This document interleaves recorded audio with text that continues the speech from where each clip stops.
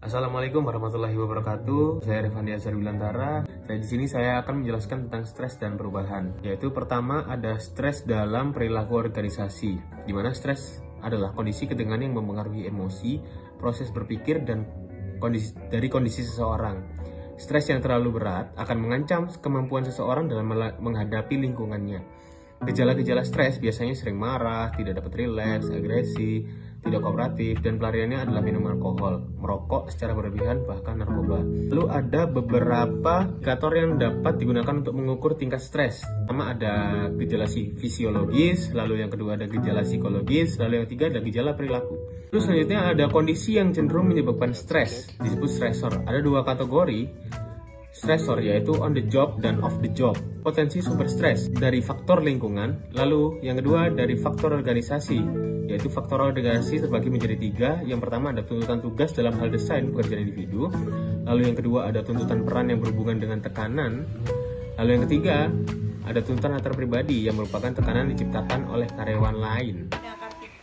Di sini saya akan melanjutkan presentasi dari rekan saya. Selanjutnya ada struktur organisasi yang menentukan tingkat diferensiasi dalam organisasi, tingkat aturan dan peraturan, dan di mana keputusan diambil. Lalu ada kepemimpinan organisasi yang terkait dengan gaya kepemimpinan atau manajerial dari eksekutif senior organisasi. Yang ketiga ada faktor individu yang menyangkut dengan faktor-faktor dalam kehidupan pribadi individu. Lalu selanjutnya ada tingkat stres juga terkait dengan penerapannya pengelolaan stres di dalam sebuah organisasi. Menurut Robbins pada tahun 2006 terdapat dua pendekatan dan indikatornya, yaitu sebagai berikut. Satu, pendekatan individu, yang kedua, pendekatan organisasi. Nah, perbedaan individu dalam menghadapi stres. Karena setiap individu memiliki respon yang berbeda dalam menghadapi stres. Ada 5 variabel yang dapat membedakan kemampuan individu dalam menghadapi stres, yaitu pengalaman kerja, lingkungan sosial, ruang dan lokus kendali. Lalu ada keefektifan diri, dan yang terakhir yaitu tingkat kepribadian orang dalam menyikapi permusuhan dan kemarahan. Selanjutnya akan dilanjutkan oleh rekan saya. Perkenalkan, nama saya Dina Susiapria dengan nomor urut 11. Di sini saya melanjutkan presentasi dari teman saya yaitu Lina. 4 konsekuensi dari stres. Ada 3 kategori umum sebagai konsekuensi dari stres, yaitu yang pertama gejala fisiologis. Gejala ini terkait dengan aspek kesehatan dan medis yang menunjukkan bahwa stres dapat menciptakan perubahan metabolisme, meningkatkan laju detak jantung dan pernapasan, peningkatan tekanan darah, menimbulkan sakit kepala dan menyebabkan serangan jantung. Yang kedua, gejala psikologis. Stres dapat menyebabkan ketidakpuasan, terutama yang berkaitan dengan ketidakpuasan yang berkaitan dengan pekerjaan. Yang ketiga, gejala perilaku. Gejala stres yang terkait perilaku mencangkup perubahan produktivitas, absensi, hingga keluar masuknya karyawan, perubahan kebiasaan makanan, meningkatkan konsumsi rokok dan alkohol, berbicara cepat, gelisah, dan adanya gangguan tidur. 5. Mengelola stres. Dalam sebuah organisasi, stres dapat dikelola dengan baik sehingga dapat menjadi hal yang positif bagi kinerja individu maupun organisasi. Ada 2 pendekatan yang dapat digunakan untuk mengelola stres. Yang pertama, pendekatan individu. Yang kedua, pendekatan organisasi. Ada beberapa kajian empiris dan artikel yang terkait dengan stres, yaitu sebagai berikut.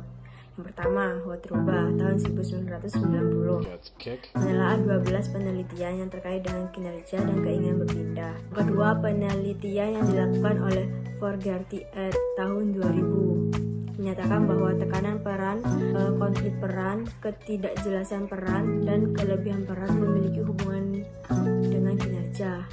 Lalu yang ketiga, Viator tahun 2001 dalam hasil penelitiannya menyatakan bahwa konflik peran, ketidakjelasan peran, dan persepsi tentang ketidakpastian lingkungan memiliki hubungan yang negatif dengan kinerja.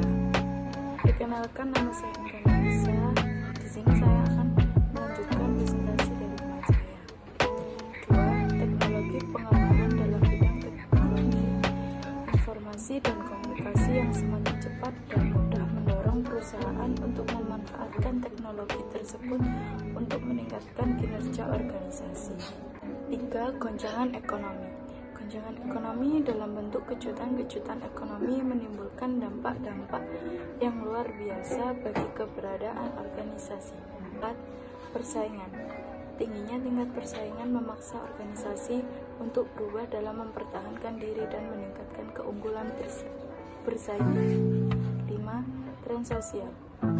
Tren-tren sosial seperti gaya hidup yang cenderung menggunakan teknologi informasi dan komunikasi di lifestyle mendorong organisasi untuk menggunakan dunia maya seperti penggunaan homepage dan e-commerce sebagai sarana untuk mencapai tujuan organisasi.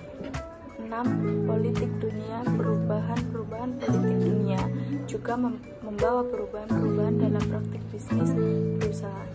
6. Perubahan terencana.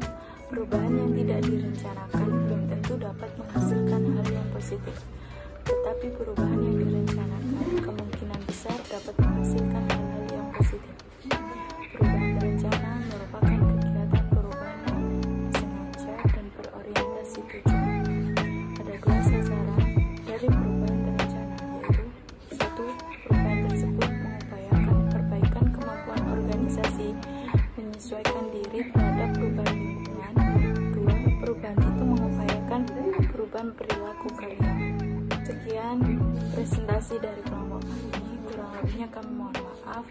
Assalamualaikum warahmatullahi wabarakatuh.